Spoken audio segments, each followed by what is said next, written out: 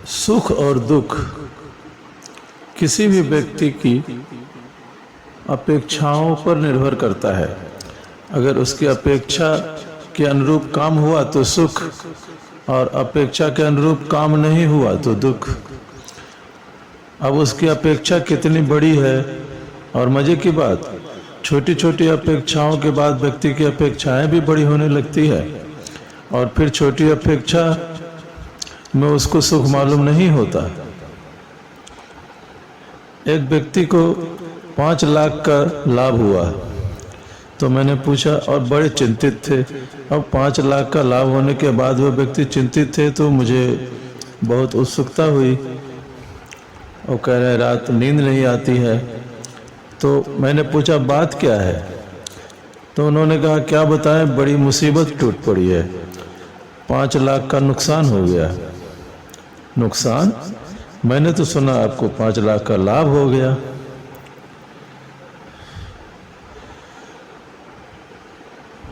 मैंने उनकी फिर पत्नी को पूछा क्या हो गया, कैसे नुकसान लग गया, ये तो कह रहे नुकसान लग गया।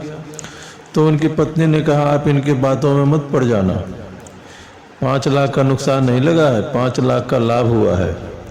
अब मैं तो बड़ी मुश्किल में पड़ गया। मैंने कहा ऐसी बात है? हाँ ऐसी ही बात है, पर उनको 10 लाख के लाभ की आशा थी और 5 लाख का ही लाभ हुआ। अब इसलिए उनको 5 लाख का नुकसान लग रहा है। नींद हराम है, ब्लड प्रेशर बढ़ गया है, दवाएं चल रही हैं, और कोई उपाय नहीं है उनको समझाने का कि आपको 5 लाख का लाभ हुआ है। मैंने उनसे पूछा, तो उन्होंने कहा कि 5 लाख क्या, 10 लाख होने ही वाले थे, 15 भी हो सकते थे, 5 का तो कोई सवाल ही नहीं है। 5 लाख का तो निश्चित रूप से नुकसान हुआ है।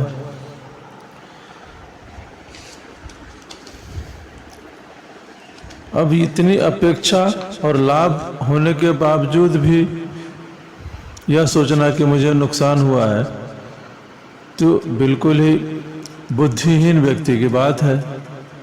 लेकिन है, ऐसे बुद्धिहीन व्यक्ति भी दुनिया में हैं, क्योंकि अपेक्षा का तो कोई अंत है नहीं, और जो भी मिलता है सदा छोटा पड़ता है। जो भी सफलता मिलती है वह किसी बड़ी असफलता के सामने फीकी लगती है। तो कुछ भी मिल जाए तो तृप्ति नहीं है, संतोष की कहीं कोई झलक नहीं है।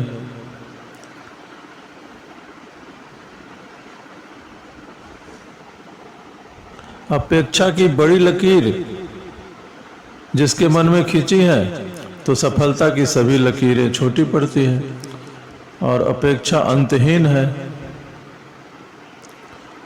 उसका कोई अंत नहीं है, वह दोनों छोरों पर अनंत है।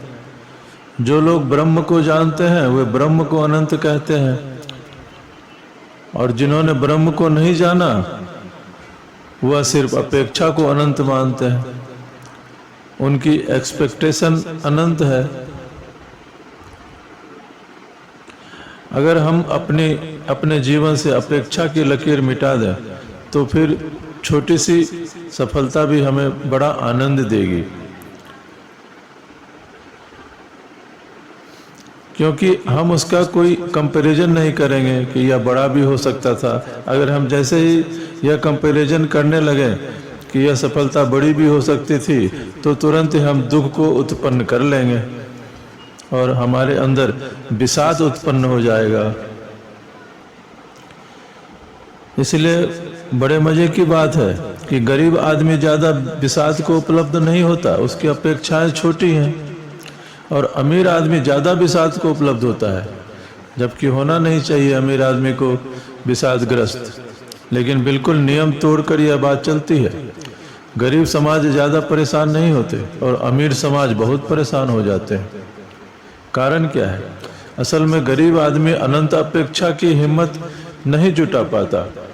वह जानता है अपनी सीमा को, वह जानता है कि क्या हो सकता है और क्या नहीं हो सकता है, कौन सी बात अपने बस की बाहर की बात है और कौन सी अपने बस की अंतर की बात है। इसलिए वह अनंत की अपेक्षा नहीं रखता, अनंत की रेखा नहीं बनाता, और इसलिए फ्रस्ट्रेशन को भी उपलब्ध नहीं होता, विषाद भी उसके मन में नहीं आता। और अमीर आदमी जिसके पास सारी सुविधा है, संपन्नता है, वह अपेक्षा की रेखा को अनंत गुना बड़ा करने की हिम्मत जुटा लेता है। बस इसी के साथ फ्रस्ट्रेशन उत्पन्न होने लगता है। और गरीब आदमी के पास भी अगर अपेक्षाएं दिखाई पड़ने लगी तब उपद्रव शुरू हो जाता है, तब वह भी अशांत होने लगता है।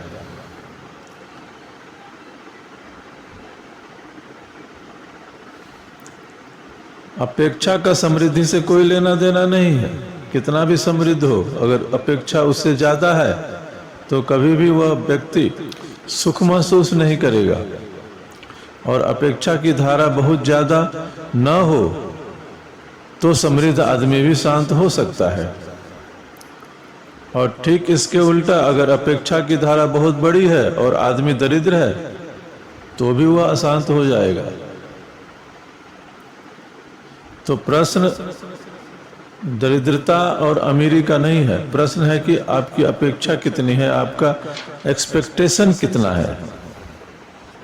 कहीं न कहीं एक लकीर खींचनी होगी एक्सपेक्टेशन की, कहीं न कहीं व्यक्ति को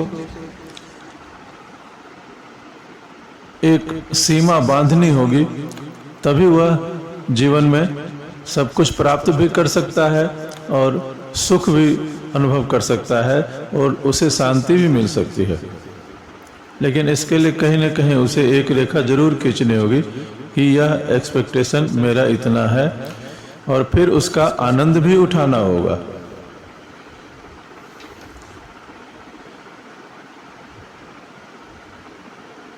कई बार तो व्यक्ति आदर न मिलने पर छोटी छोटी बातों में भी परेशान हो जाता है और छोटी छोटी अपेक्षाओं से भी वह दुख झेल रहा है। व्यक्ति जितना दुख झेल रहा है, कभी सोच कर देखो तो वह कितनी छोटी अपेक्षाओं पर भी खड़ा है। अब एक आदमी रास्ते से निकल रहा है, आपने सदा उसको नमस्कार किया था, आज आप नमस्कार नहीं करते हैं।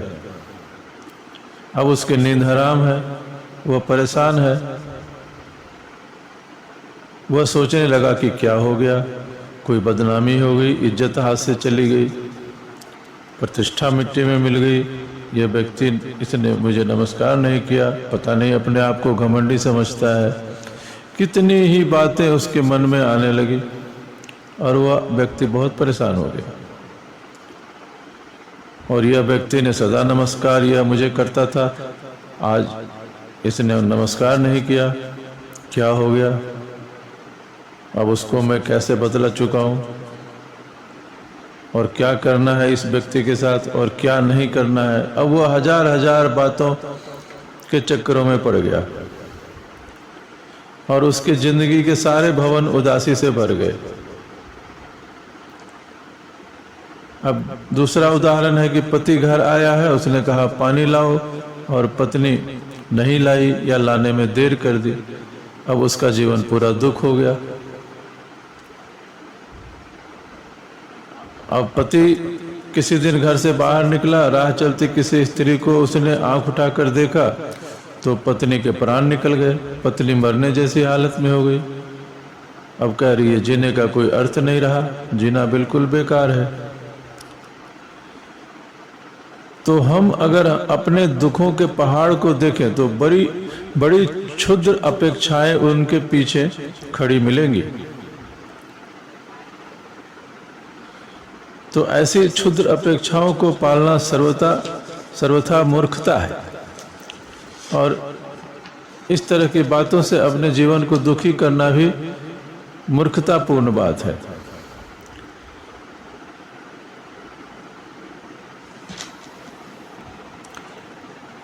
इन क्षुद्र अपेक्षाओं से व्यक्ति को बाहर निकलना होगा, तभी वह सुख प्राप्त करेगा।